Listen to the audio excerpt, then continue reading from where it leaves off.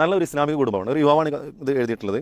പിന്നെ ജ്യേഷ്ഠൻ്റെ കല്യാണം ഉപ്പയും ഉമ്മയും അവർക്ക് ഇഷ്ടപ്പെട്ട നല്ലൊരു കുട്ടിയെ കണ്ടെത്തിയിട്ട് കല്യാണം കഴിച്ചു. പക്ഷേ കല്യാണം കഴിച്ച് രണ്ട് കുടുംബത്തിലൊക്കെ വളരെ വ്യക്തമായിട്ട് പറയുന്നുണ്ട്. അതിലൊക്കെ അൽഹംദുലില്ലാഹ് എന്നൊക്കെ പറഞ്ഞിട്ടാണ് രണ്ട് കുടുംബത്തിലുള്ള ആളുകളെ അപ്പോൾ ചെറിയ ചെറിയ പ്രശ്നങ്ങളൊക്കെ ജ്യേഷ്ഠനാണോ കുറ്റമാണോ ചോദിക്കുന്നുണ്ട്. എന്നിട്ട് പിന്നെ പറയുന്നത് ഞങ്ങളൊരു സ്റ്റഡി ഗ്രൂപ്പിൽ നിന്നും എനിക്ക് വേണ്ട ഒരു പ്രോജക്റ്റിന് സഹായം ചോദിച്ചപ്പോൾ ഒരു കുട്ടി ഗ്രൂപ്പിൽ അത് അയച്ചു തന്നു. അപ്പോൾ ഞാൻ തിരിച്ചൊരു താങ്ക്സ് കാര്യങ്ങളൊക്കെ പറഞ്ഞു. പക്ഷേ അയച്ചെന്ന കുട്ടിയോട് പല കാര്യങ്ങളും അങ്ങോട്ട് ചോദിച്ചു, പേര് വയസ്സൊക്കെ ചോദിച്ചിട്ട് അവർ റിപ്ലൈ തന്നില്ല. പിന്നീട് അതിന് ഞാൻ എന്ത് ചെയ്തു, ഞാനിങ്ങനെ ചോദിച്ചതിന് സോറി എന്ന് പറഞ്ഞിട്ട് അയച്ചു.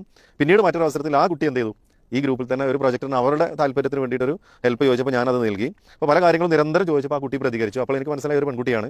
അപ്പോൾ പല കാര്യങ്ങൾ ചോദിച്ചപ്പോൾ ഈ കുട്ടി അതിനൊക്കെ മറുപടി അയക്കാതെ ഒന്നും ചെയ്യാതെ നിൽക്കുകയാണ് ചെയ്തത്. അവസാനം ഇതേപോലെ ഇങ്ങനെ നിരന്തരം ചോദിച്ചപ്പോൾ നമ്മൾ ഈ ചെയ്യുന്നത് തെറ്റല്ലേ, ഈ ചാറ്റിംഗ് ഒന്നും പാടില്ല, തെറ്റല്ലേ, അത് മാത്രം എൻ്റെ വീട്ടിൽ അറിഞ്ഞു കഴിഞ്ഞാൽ വളരെയധികം പ്രയാസമാണ്, എൻ്റെ ഒപ്പം ഒന്നും അറിഞ്ഞാൽ എനിക്ക് ഒരിക്കലും വീട്ടിൽ നിൽക്കാൻ പറ്റില്ല. അപ്പോൾ ഇയാൾ മനസ്സിലാക്കുന്നത് അവളുടെ കുടുംബം ഇസ്ലാമികപരമായ കുടുംബമാണല്ലോ, അപ്പോൾ എനിക്ക് പറ്റിയൊരു കുട്ടിയാവാം ഇവളെന്ന് ഇതാക്കിയും നിരന്തരം പിന്നീട് പലപ്പോഴും കോൺടാക്ട് ചെയ്യാൻ വേണ്ടി ശ്രമിച്ചു. പക്ഷേ അതിനൊന്നും പലപ്പോഴും അവൾ തിരിച്ചു മറുപടി നൽകില്ല. അതിനിടയിൽ അവരുടെ ഒപ്പം മരിച്ചു. ഞങ്ങളുടെ ഫാമിലി ഒരു ബിസിനസ് ഫാമിലിയാണ്, അവരൊരു സാധാ വളരെ പാവപ്പെട്ട ഒരു കുടുംബമാണ്.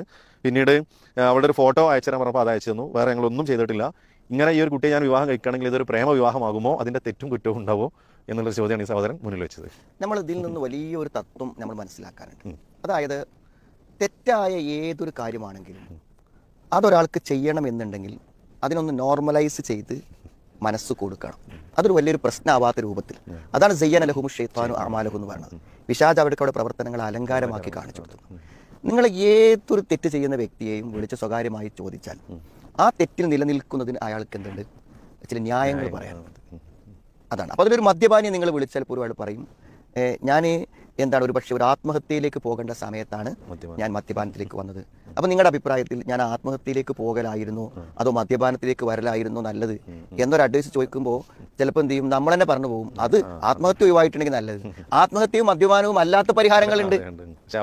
അതാണ് ആത്മഹത്യയും മദ്യപാനവും അല്ലാത്ത പരിഹാരങ്ങളുണ്ടല്ലോ. അതിനെക്കുറിച്ച് പറയാത്തത് എന്തുകൊണ്ടാണ്? അവനവൻ ചെയ്യുന്ന തെറ്റുകൾക്കുള്ള ന്യായമാണ്. മനസ്സിലായി? അപ്പോൾ ഇവരിപ്പോൾ ഇത് പറഞ്ഞു വരുമ്പോൾ എന്ത് ചെയ്യാണ്, ഇപ്പോൾ ആദ്യഘട്ടത്തിൽ പറയുന്നതും പിന്നെ പറയുന്നതും തമ്മിൽ എത്ര വൈരുദ്ധ്യമുണ്ട്. ആദ്യഘട്ടത്തിൽ പറഞ്ഞപ്പോൾ പ്രതികരിക്കാതിരുന്നു, ഒരു അന്യ പെൺ ആണായതുകൊണ്ട് അവൾ മറുപടി പറയാതിരുന്നു എന്നൊക്കെ പറഞ്ഞിട്ട് ഇപ്പോൾ അവസാനം എന്ത് സംഭവിച്ചു, ഫോട്ടോ തന്നു എന്ന് പറഞ്ഞില്ലേ. അപ്പോൾ പരസ്പരം ഫോട്ടോ കൈമാറി. അപ്പോൾ ഈ ആദ്യഘട്ടത്തിലുള്ള സൂക്ഷ്മതയ്ക്ക് എന്താ അർത്ഥമാണുള്ളത്? ഇനിയിപ്പോൾ അടുത്ത ഘട്ടം എന്താണ്? ഫോട്ടോ കൈമാറി, അവർ കാണാൻ ആഗ്രഹിച്ചു, ഒരു ബസ് സ്റ്റോപ്പിൽ വെച്ച് അവർ സംഗമിച്ചു, പിന്നെ അവരൊരു പാർക്കിൽ പോയി സംസാരിച്ചു, മനസ്സിലായില്ലേ, പിന്നെ അവർ റൂം എടുത്ത് താമസിച്ചു. ഇതൊക്കെ അടുത്തടുത്ത ഘട്ടങ്ങളിൽ സംഭവിക്കുന്നതാണ്.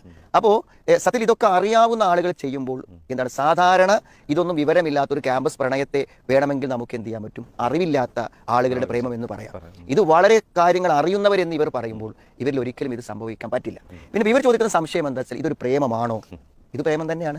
പ്രേമം എന്ന് പറഞ്ഞാൽ എന്താണ്? വിവാഹത്തിന് മുമ്പ് ഒരു സ്ത്രീക്കും പുരുഷനും തമ്മിൽ ഉണ്ടാകുന്ന ഇഷ്ടം. ഇവൾ എൻ്റെ കൂടെ ജീവിച്ചിരുന്നെങ്കിൽ, ഞാൻ അവളെ കൂടെ ജീവിച്ചിരുന്നെങ്കിൽ എന്ന നിലക്കും അവർ തമ്മിലുള്ള ചാറ്റിങ്ങുകൾ, ആലോചനകൾ പോലും അതിൽ ആസ്വാദനങ്ങൾ കണ്ടെത്തുന്നുണ്ട്. ഒരു കമ്മ്യൂണിക്കേഷനും ഇല്ല. അവളെക്കുറിച്ച് ചിന്തിക്കുമ്പോൾ ഇയാൾക്ക് ചില ആസ്വാദനങ്ങളുണ്ട്, അവനെക്കുറിച്ച് ചിന്തിക്കുമ്പോൾ അവൾക്ക് ചില ആസ്വാദനങ്ങളുണ്ട്. ഇതെല്ലാം എന്താണ്, 100% തെറ്റാണ്. നമുക്ക് നമ്മുടെ ഭർത്താവല്ലാത്ത, ഭാര്യയല്ലാത്ത ഒരു സ്ത്രീയിൽ നിന്നോ ഒരു പുരുഷനിൽ നിന്നോ ഒരാണിൽ നിന്നും പെണ്ണിൽ നിന്നും കിട്ടുന്ന യാതൊരു അനുഭൂതിയും, ഒരു ഷെയറിങ്ങിൻ്റെതോ ഒരു സംസാരത്തിൻ്റെ ഒരു അനുഭൂതിയും ഇസ്ലാം എന്ത് ചെയ്യുന്നില്ല, അനുവദിക്കുന്നില്ല എന്നുള്ളതാണ് ഏറ്റവും പ്രധാനപ്പെട്ട. അപ്പോൾ അതുകൊണ്ട് ഇതൊരു പ്രേമമാണോ വെച്ചാൽ പ്രേമമാണ്. ഇനി ഒരു പ്രേമത്തിൽ എന്താണ് പ്രേമിക്കുന്നവർ ആവശ്യപ്പെടുന്നത്? എന്തായാലും ഞങ്ങൾക്ക് പിരിയാൻ പറ്റൂല. ഇപ്പോൾ ഇവരും ആവശ്യപ്പെടുന്നത് എന്തായിരിക്കും? ഇപ്പോൾ ജ്യേഷ്ഠൻ്റെ വിവാഹത്തിലൊക്കെ ചെറിയ ഫെയിലിയർ വന്നതുകൊണ്ട് എനിക്ക് പറ്റിയ ഒരു പെൺകുട്ടിയാണ് ഇത് എന്ന നിലക്കാണ് ആദ്യത്തെ ചരിത്രങ്ങളൊക്കെ പറയുന്നത്. മനസ്സിലായി? അപ്പോൾ തനിക്ക് പറ്റിയ ഒരാളെ ഞാൻ എല്ലാ പ്രേമിക്കുന്നവരുടെയും മനസ്സിലുള്ള ആശയം എന്താണ്? എനിക്ക് പറ്റുന്ന ഒരാൾ ഞാൻ കണ്ടെത്തി, എന്നെ മനസ്സിലാക്കുന്ന ഒരാളുമായി ഞാൻ സംഗമിച്ചു, എന്നെ അറിയുന്ന ഒരാൾ ആണ് ഇദ്ദേഹം എന്നതാണ് പലപ്പോഴും എന്ത് ചെയ്യാൻ പറയാം. അപ്പോൾ സത്യത്തിൽ ഇനിയിപ്പോൾ ഈ ഇതിൽ പ്രേമവിവാഹമാണോ, ഇത് ഈ വിവാഹത്തിന് പ്രേമവിവാഹത്തിൻ്റെ തകരാറുകൾ ഉണ്ടാകുമോ എന്ന സംശയം. സത്യത്തിൽ നമ്മൾ മനസ്സിലാക്കേണ്ടത് എന്താണെന്ന് വിചാരിച്ചാൽ, ഈ വിവാഹത്തിന് മുമ്പ് ഇവർ തമ്മിൽ ഒരു ബന്ധം സ്ഥാപിക്കപ്പെട്ട് കഴിഞ്ഞാൽ, വിവാഹം കഴിഞ്ഞാലും ഇനി എന്താ ഉണ്ടാവുക, ഈ ബന്ധം എന്നും അവർക്കൊരു കരടായി അവരുടെ ഭാവി ജീവിതത്തെ അലോസരപ്പെടുത്തിക്കൊണ്ടിരിക്കും. അതാണ് പ്രശ്നം. എന്ത് ചെയ്യും, ഒരു വിശ്വാസ പ്രശ്നം ഉണ്ടായിരിക്കും. സാധാരണ ഒരു ദീനില്ലാത്തവരാണെങ്കിൽ കല്യാണമൊക്കെ കഴിഞ്ഞിട്ട് ദീനിലേക്കാണ് പ്രവേശിച്ചാൽ ഒരു വിശ്വാസം വരും. ഇതിപ്പോൾ തന്നെ ദീനുള്ള ആൾക്കാർ ഇനി വിവാഹം കഴിഞ്ഞാലും ഈ അവിശ്വാസം നിലനിൽക്കും. അവൻ ആരോടെങ്കിലും ഇങ്ങനെ ചാറ്റ് ചെയ്യുന്നുണ്ടോ, ഇവളാരെങ്കിലും ആ സംശയങ്ങൾ വന്നുകൊണ്ടിരിക്കും. പിന്നെ ഏത് സമയത്തും എന്താ വെച്ചാൽ ഇവരിപ്പം ഇവളെ സാഹചര്യം, അവരുടെ സാഹചര്യം ഒന്നും ചിന്തിക്കൂല, ഒരു വിവാഹത്തിന് പറ്റുമെന്ന് ആലോചിക്കൂല. വിവാഹം കഴിഞ്ഞു കഴിഞ്ഞാൽ എന്ത് ചെയ്യും, ജീവിക്കുമ്പോഴായിരിക്കും പ്രായോഗിക പ്രശ്നങ്ങൾ ഉണ്ടായിരിക്കുക. അപ്പം അതുകൊണ്ട് ഒരു പ്രേമ വിവാഹത്തിൻ്റെ എന്തെല്ലാം ഫെയിലിയറുകളുണ്ടോ അതെല്ലാം ഇതിനും എന്താണ്, ബാധകമാണെന്ന് മനസ്സിലാക്കുക. ഇപ്പോൾ അവർ ചെയ്യുന്ന തെറ്റാണ്. അതിന് തൗബ ചെയ്യുക, മടങ്ങുക പൂർണ്ണമായിട്ടും. ആ പൂർണ്ണമായ മടക്കം പൂർത്തിയായതിനു ശേഷം മാത്രമേ പിന്നെ ബാക്കി ചർച്ചകൾക്ക് പ്രസക്തി